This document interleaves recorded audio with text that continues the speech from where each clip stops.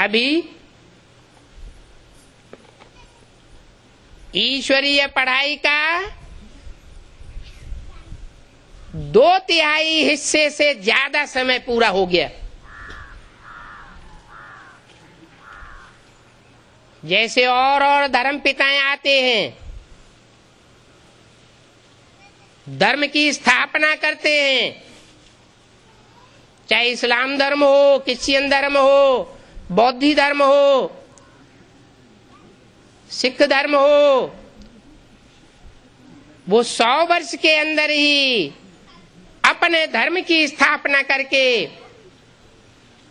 काम पूरा कर देते हैं। ऐसे ही वो सुप्रीम सोल बाप शिव इस सृष्टि पर आकर के 100 वर्ष के अंदर सत्य सनातन धर्म की स्थापना करके वापस चला जाता है। वो बार बार इस सृष्टि पर नहीं आता।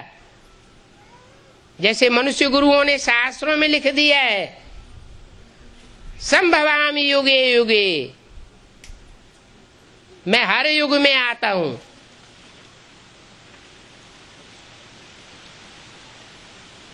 अरे हर युग में आने की दरकार क्या है? लौकिक बाप भी होता है, अपने बच्चों के लिए मकान बनाता है, तब ही बनाता है जब पुराना मकान पूरा हो जाए,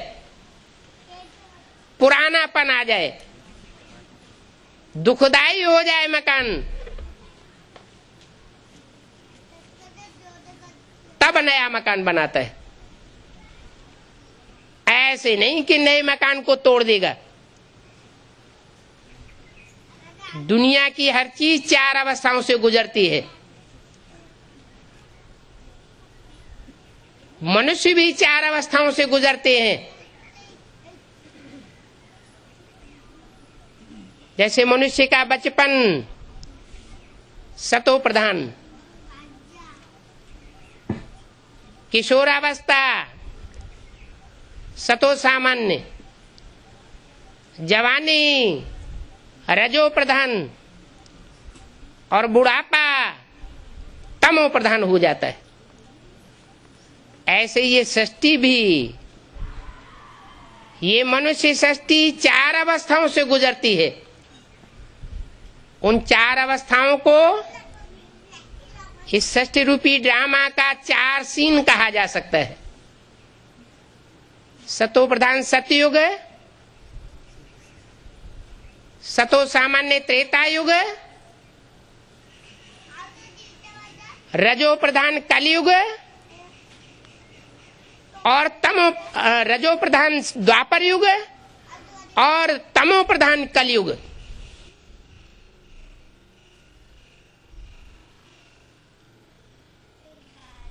तमो प्रधानता जब बढ़ती है तो एवरेज एज कम होती जाती है। आत्मा की शक्ति क्षीण होने के कारण उम्र भी घटती है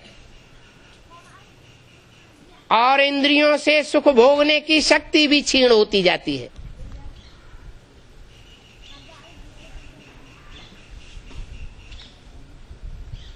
भगवान बाप सुप्रीम सोल आते हैं तो राजयोग के द्वारा आत्मा में शक्ति भरते हैं। वो शक्ति भरने की प्रक्रिया है सहज राजयोग। शक्ति क्षीण कैसे हुई सो भी बताते हैं। सुख भोगते भोगते आत्मा की शक्ति क्षीण हो गई। सतयुग त्रेता में भी सुख भोगे और द्वापर कलयुग में भी सुख भोगे। सतयुग त्रेता में जो सुख भोगे वो अव्यभिचारी सुख भोगे। राधा की दृष्टि कृष्ण में ही डूबती थी, कृष्ण की दृष्टि राधा में ही डूबती थी। दृष्टि मात्र भी विचार नहीं होता था। ऐसी सतयुग त्रेता की देवताई सृष्टि थी।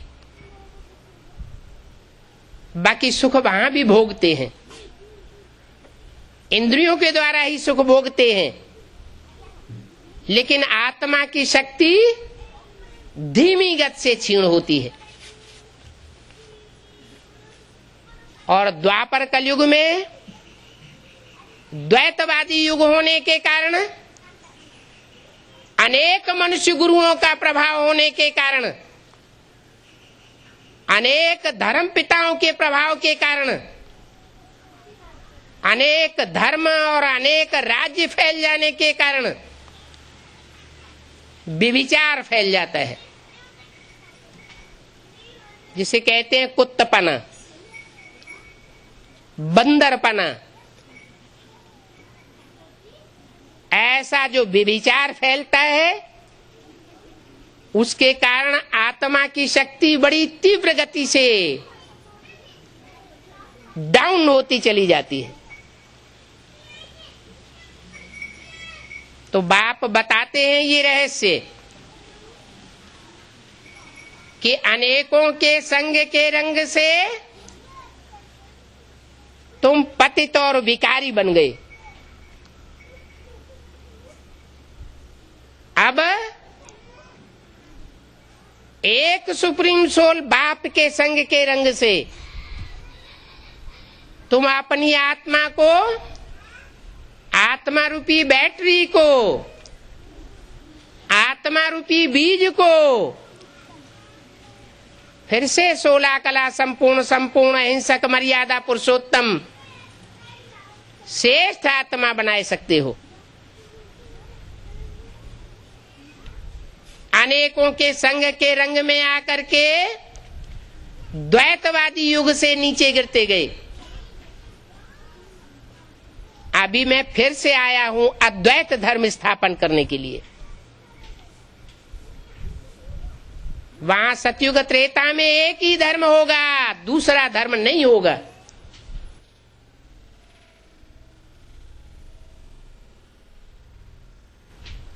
इसलिए धारणाएं श्रेष्ठ होंगी। श्रेष्ठ धारणा वालों को ही देवता कहा जाता है। भ्रष्ट धारणा वालों को मनुष्य और राक्षस कहा जाता है। कलयुग में सब राक्षस संप्रदाय बन जाते हैं। कोई छाती ठोक कर नहीं कह सकता कि हम मन वचन कर्म से, तन मन धन से कोई को कभी दुख नहीं देते।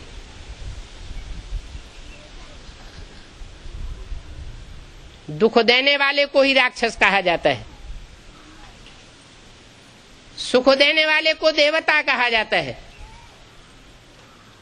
और देवताओं को भी बनाने वाला सुख का सागर बाप है, जो आकर के मनुष्य से देवता बनाता है। जो राक्षसी स्वभाव के हैं वो संपूर्ण देवता नहीं बन सकते। जन्म जन्मांतर का उनका राक्षसी स्वभाव रहा है, व्यभिचार फैलाने का स्वभाव संस्कार रहा है।